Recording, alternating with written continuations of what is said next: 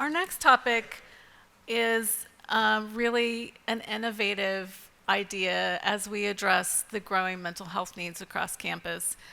So I invite you to join me in giving your undivided attention to digital mental health solutions to our burgeoning campus challenges with mental health.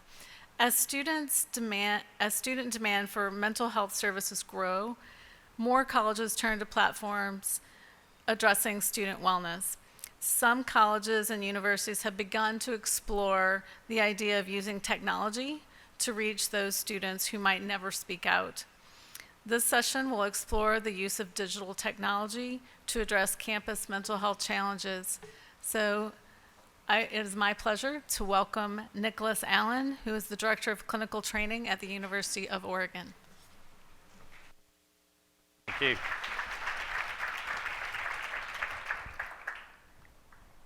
Well, thank you very much. Oop. And I'll just get out ahead of this. You'll probably notice my Oregonian accent.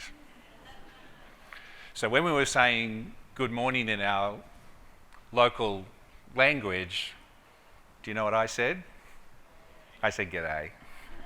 So yes, I'm originally from Australia, but I'm very proud to work at the University of Oregon, and I'm a professor there of clinical psychology, director of the clinical training program, also the director of a centre for digital mental health that we have there, which is a research centre, and I'm also the founder of a small digital mental health company called Kasana Health. So I'll explain to you what that does in a minute. Now, I'll just make some obvious points that have really already been pointed out. Mental health is one of the largest contributors to the burden of disease across the lifespan. And when we talk about burden of disease, we're talking about the things that make you unwell and unable to function, not necessarily the things that kill you.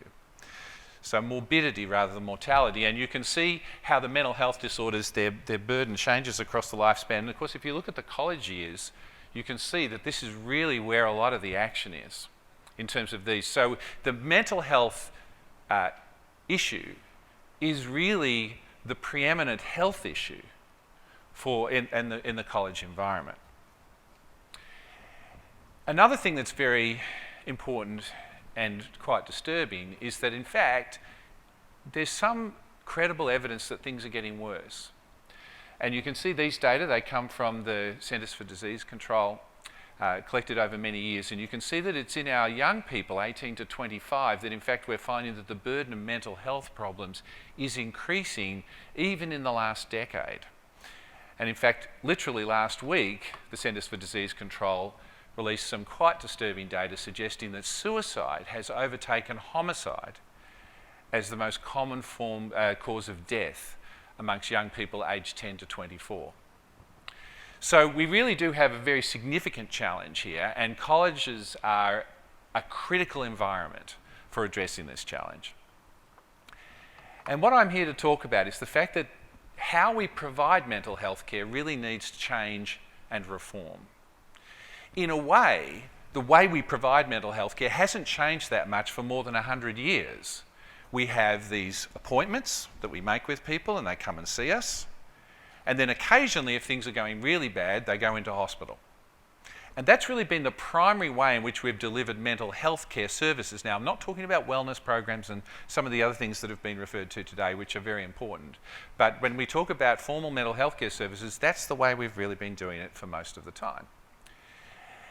And the question I want to consider today with you is the question of whether digital technology can help address this crisis, or at least come up with some creative and unusual solutions that help us to break out of our current strictures. There's some of the limitations that we're dealing with. And I think that there are two fundamental ways in which digital technology opens up new opportunities that we haven't had before. The first one is the ability to measure behaviour in real life contexts, and I'll talk about that in a second in great detail. And also the way in which we can bring psychological support out of the office and into people's day-to-day lives. And of course the main reason we can do that is because of these remarkable little supercomputers. They certainly would have been thought of that way even a couple of decades ago, that we all carry around in our pockets, or at least if you don't, your students do. So let's think of an example here. We've got young college student who's experiencing an increase in some symptoms across time. They're experiencing the onset of a mental health problem. And what will typically happen is at some point that person will become help seeking. They'll say, I'm really struggling here, I need some help. And then if things go really well, and they don't always, this is probably, what I'm about to show is probably true of less than half of the students who are experiencing this kind of thing, is that they access some kind of intervention services and they are delivered to them over time. Now that, in a way, is a pretty good scenario, except here's the problem. Firstly, this is probably the point when intervention would have first been helpful. And in fact, if intervention had been delivered at that point, it's possible that we may have prevented some of the later problems that the person experienced. So we've missed an opportunity throughout here. This time is all lost time for effective intervention. The second problem we have is that these, as I said, the way we deliver services misses all these important gaps in between those appointments, which is when the real life is occurring.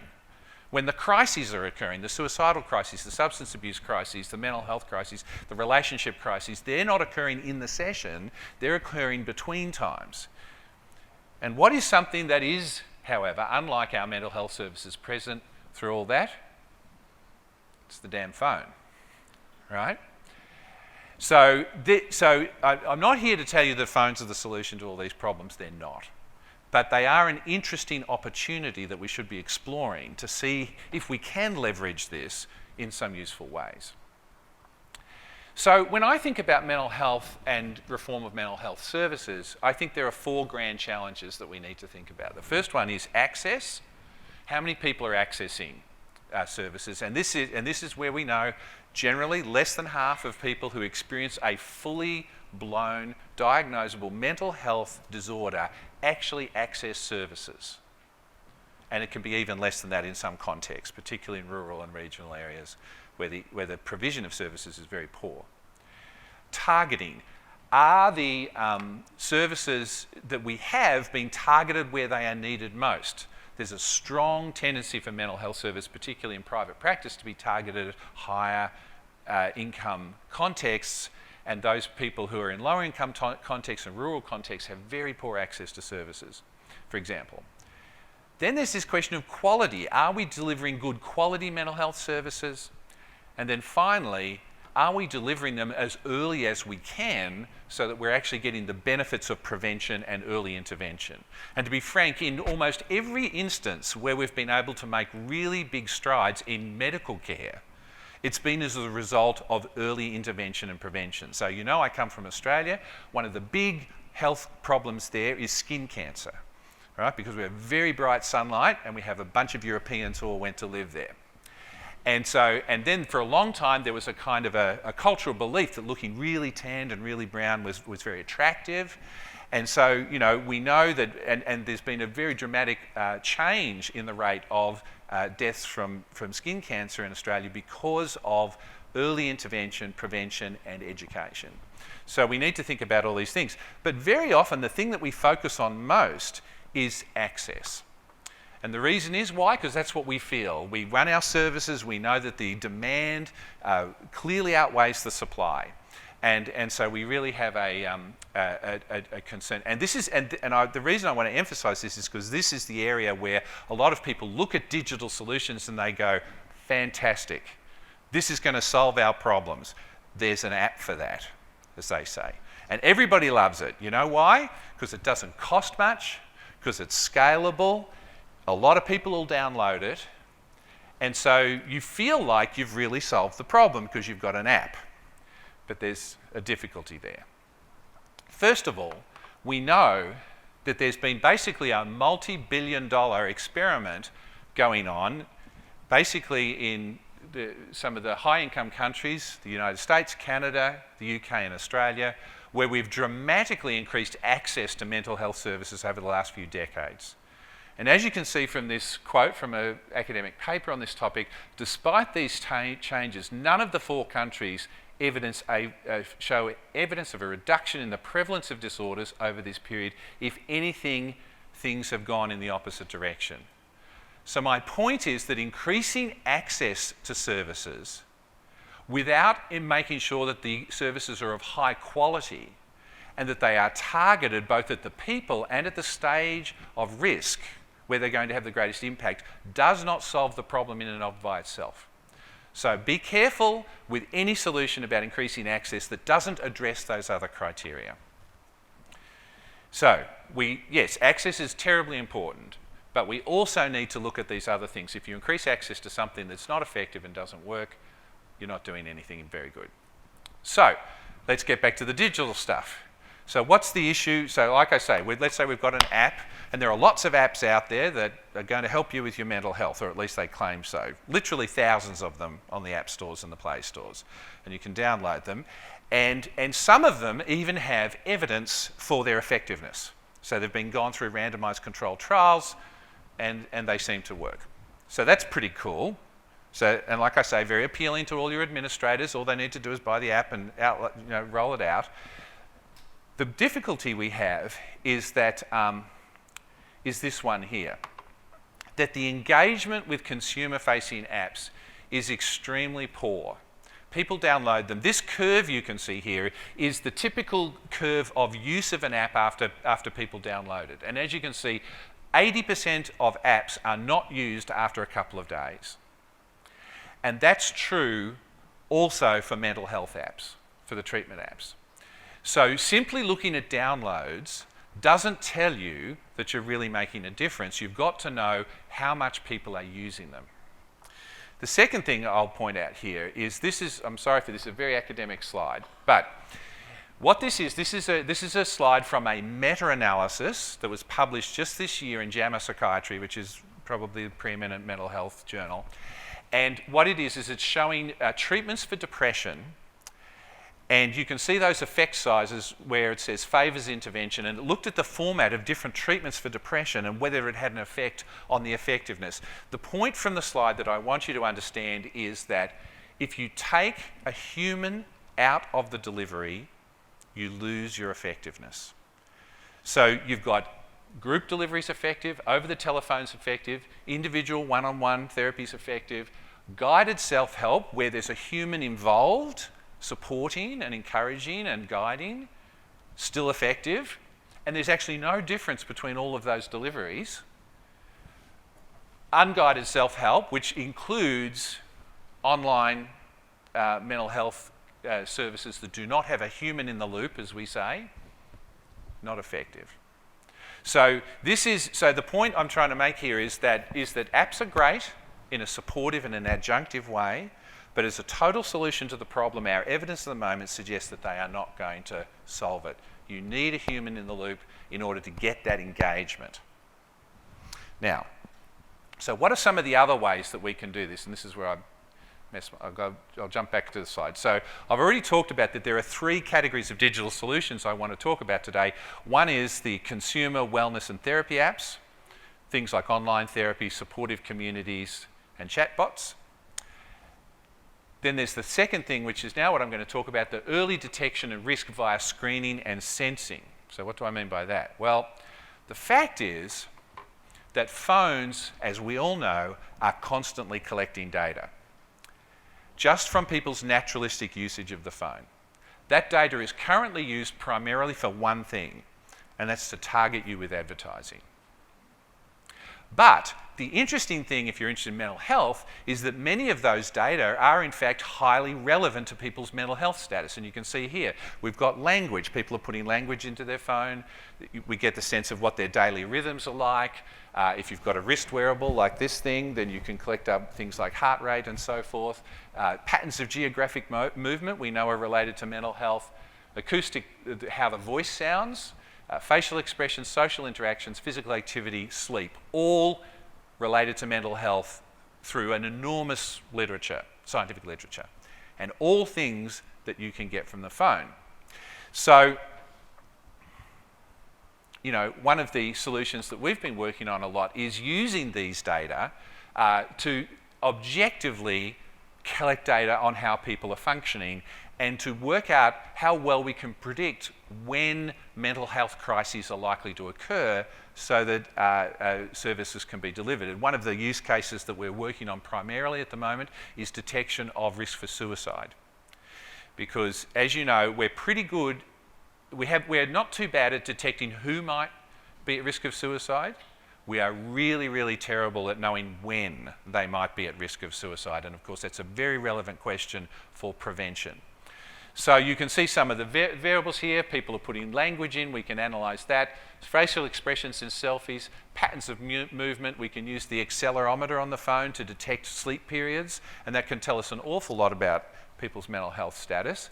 Here's an example of some of the kind of language data that we get. The green line there is the use of first-person pronouns in your texting. And there's actually, you might or might not know this, but the use of first-person pronouns is associated with psychological distress, using words like me and I. And then you can also see the blue line going down is the increase in using negative words with negative emotional content. And these are two individuals leading up to, in one case, a suicidal attempt, in the other case, a hospitalisation because of severe suicidal ideation. They were planning their suicide. And so this is just an example of the kinds of data that you can get from phones. Here's another variable that turns out to be pretty important, which is the proportion of time people are spending at home or in their place of residence, in their dorm room. And basically, the more time you spend there and not going out, the more likely you are to be experiencing a mental health condition. So we also that, and you can see that the severe group, the suicide ideation group, is the one that's showing the highest rate of spending a large proportion of the day at home or in the dorm room. So I think the importance of these data are that we tend to very strongly rely on self-report data, on questionnaires. And self-report data and questionnaires are great. They tell us important things, but they never tell us the whole picture. Every time we collect self-report data and data directly on behaviour, we find out that the self-report data doesn't predict the objective behaviour all that well. And the areas where we know this are things like sleep, where we can collect objective data on sleep, substance use, where we can compare self-report data with things like urine screens and so forth, or some measures of sexual behaviour like condom use versus self-reported versus actual condom use. We find that self-report never tells you the whole picture, and yet very often in mental health that's all we've got.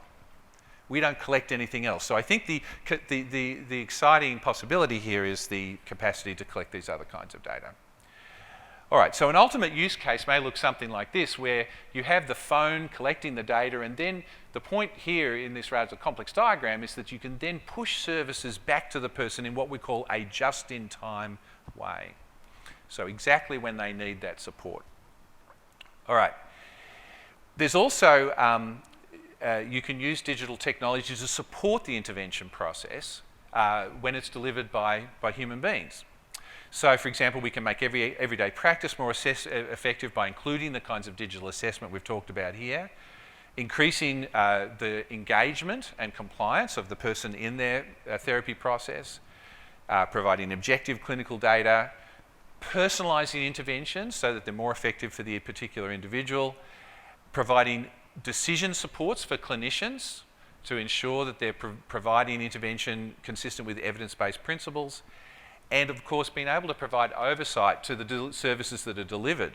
Very often the way in which services are being delivered is quite opaque. Now, in the interest of time, I won't go through this in too much detail. This is the practitioner platform that we're building, which is using these tools, the capacity not only to collect data from phones, to give therapists objective data on how their clients are doing, but also allowing the phone to be used to push the therapy plan out to the person during the week by sending what we call nudges and reminders for the various kinds of positive behaviour change tasks that you're asking the person to engage in.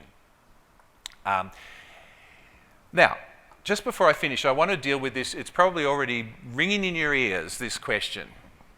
This question of data security and privacy, and I could talk to you about this for a long time. It's an important issue. It's very critical. But I think the way in which we approach it, and the way in which we've approached it both in our practitioner settings and our research settings, is that there are really, when people hear about digital data, they're often, for very reasonable reasons, wary. And partly that is because the experience of digital data at the moment is one that is not empowering to people. In other words, your data has been taken from you. There's some very wealthy companies that are making a lot of money from that, and they're giving you some services in exchange, and you don't really have any control or idea of what they're doing with it. The point I want to make very briefly about this is that I think you can manage digital data in a way that is much more ethical, and that is by answering two questions that are critical. First of all, how secure is that data? And secondly, who is empowered by that data? And of course, the second question is the most critical one.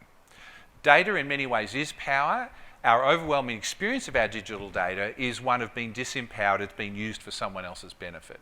But in fact, there are ways to use it that can support the individual, give them insights that are unique, and also support the things that they care about, like their own mental health services, their own education, etc.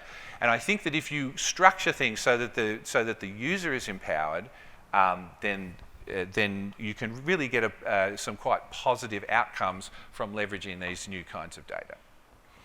Anyway, thank you very much. If you want to learn more about our work, there's the websites for the Centre for Digital Mental Health and the Kasana Health Company. Thank you. Great, thank you.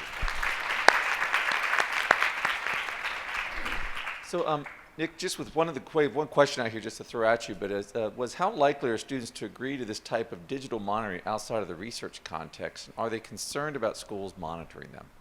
Yeah, so it's a great question. Couple of points quickly.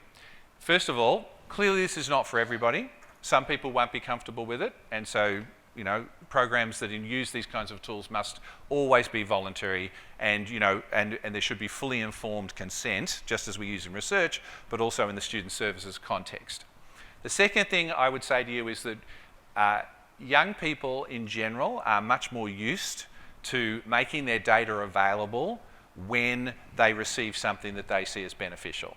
The digital natives, as we call them, have grown up with this kind of exchange going on. So we have found that when we are very thorough and careful in how we explain how the data is going to be used, what it's not going to be used for, and who is benefiting from the data, that the majority of young people that we've been involved with have been willing to do this. But some prefer not to, and that's totally fine.